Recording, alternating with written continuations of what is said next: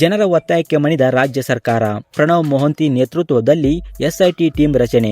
ಹೌದು, ಜನರ ಒತ್ತಾಯಕ್ಕೆ ಮಣಿದ ರಾಜ್ಯ ಸರ್ಕಾರ ಧರ್ಮಸ್ಥಳದಲ್ಲಿ ನಡೆದ ಆ 480ಕ್ಕೂ ಅಧಿಕ ಹೆಣ್ಣುಮಕ್ಕಳು ಮತ್ತು ಅಪ್ರಾಪ್ತ ಬಾಲಕಿಯರ ಮೇಲಾದ ದೌರ್ಜನ್ಯ, ಹಾಗೆ ಭಿಕ್ಷುಕರು ಎನ್ನದೇ ಕೆಲವು ಗಂಡಸರ ಶವಗಳನ್ನು ಸಹ ಧರ್ಮಸ್ಥಳದ ಆಶುಪಾಶಿನ ಸ್ಥಳಗಳಲ್ಲಿ ಹೂತು ಹಾಕಿದ್ದೇನೆ ಎನ್ನುವ ಭೀಮನ ಹೇಳಿಕೆಯ ಮೇರೆಗೆ ಆ ನಿಗೂಢ ಸಾವುಗಳ ಬಗ್ಗೆ ತನಿಖೆ ಮಾಡಲು ರಾಜ್ಯ ಸರ್ಕಾರ ಕೊನೆಗೂ ಎಸ್ಐಟಿ ಟೀಮ್ ಅನ್ನು ರಚನೆ ಮಾಡಿದ್ದಾರೆ.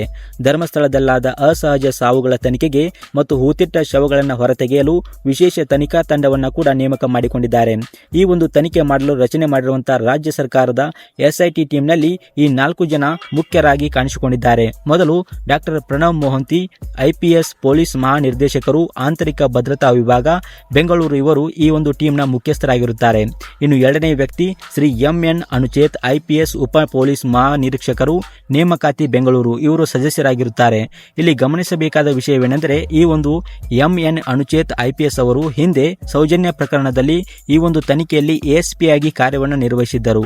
ಇನ್ನು ಮೂರನೇ ವ್ಯಕ್ತಿ ಶ್ರೀಮತಿ ಸೌಮ್ಯಲತಾ IPS ಉಪ ಪೊಲೀಸ್ ಆಯುಕ್ತರು, CR ಕೇಂದ್ರ ಸ್ಥಾನ, ಬೆಂಗಳೂರು ನಗರ. ಇನ್ನು ನಾಲ್ಕನೇ ವ್ಯಕ್ತಿ ಶ್ರೀ ಜಿತೇಂದ್ರ ಕುಮಾರ್ ದಯಾಮ್ IPS ಪೊಲೀಸ್ ಅಧೀಕ್ಷಕರು, ಆಂತರಿಕ ಭದ್ರತಾ ವಿಭಾಗ, ಬೆಂಗಳೂರು. ಇವರು ಕೂಡ ಈ ಒಂದು ಟೀಮ್ನ ಒಂದು ಸದಸ್ಯರಾಗಿರುತ್ತಾರೆ.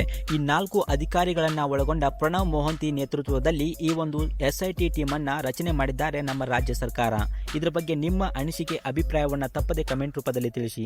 ಇನ್ನಷ್ಟು ಅಪ್ಡೇಟ್ಗಳಿಗಾಗಿ ನಮ್ಮ ಚಾನಲ್ ಅನ್ನ ಸಬ್ಸ್ಕ್ರೈಬ್ ಮಾಡಿ ಮತ್ತು ಪಕ್ಕದಲ್ಲಿ ಕಾಣುವ ಬೆಲ್ ಐಕಾನ್ ತಪ್ಪದೆ ಕ್ಲಿಕ್ ಮಾಡಿ.